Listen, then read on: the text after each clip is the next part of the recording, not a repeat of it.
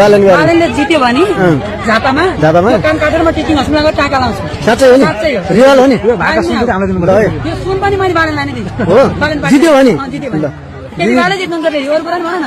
केपी बाले जित्नुहुन्छ कसरी किन भन्नुभयो त्यसरी? केपी बाले जब काठमाडौँ राजधानी विकास गर्न नसकेर उहाँ केपीलाई हराउँछु भनेर अर्को आफ्नो ठाउँमा विकास गर्न आएर केपीको उहाँ झापामा गएर विकास गर्छ त्यसले। त्यो त अब त्यसले काठमाडौँ पनि त विकास त गरिरहेको नि। कसरी विकास गर्नु? जनताको नामै बालन छ त। कार्यकाल पुरा गरेर जान्थ्यो होला नि त त्यो। कार्यकाल त पुरा हुन नपाइ चुनाव आयो त के गर्ने? त्यो पनि त बुझ्नु पर्यो नि तपाईँले। कार्यकाल त त्यही भयो। त्यो त मेयर हो नि त काठमाडौँको त। मेयर त हो तर ऊ त चाहन्छ नि प्रधानमन्त्री हुन। प्रधानमन्त्री त ढलाकै यो जेनजी आन्दोलन गराएको त्यस्तै प्रधानमन्त्री हुनको लागि। हजुरको कुरा सही हो नि? कान काटेर फाल्नुहुन्छ कान काटेर फाल्ने म त बाले जित्नुहुन्छ।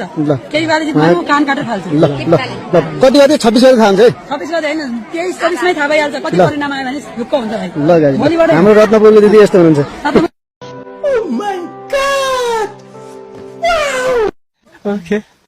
ओके सपोर्ट गर्दछु। दुई दिए कि सरकार आउने भयो त? दुई ल्याउनुहोस् कि 5 ल्याउनुहोस् होइन तर आफ्नो पार्टीलाई माया गर्न पाइन्छ। काम चाहिँ के गर्छ? काम त काट्न तपाईँहरू देश जलाउनु पाइने मान्छे मार्न पाइने के अरे स्यादार जलाउनु पाइने। थोरै चाहिँ काट्नु ल दिदी। मैले अर्को कान काट्ने त भनेको छैन। थोरै चाहिँ काट्नु ल। मेरो कान काट्ने भनेको छैन। थोरै चाहिँ काट्नु ल। फाइनल्ली भएको छ। यो सुन चाहिँ के गर्ने त? सुन्नी दिने भन्ने बालेलाई दिने हो?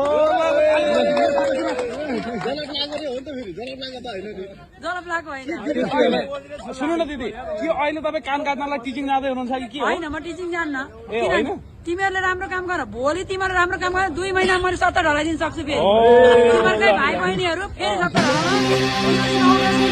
जय नेपाल जय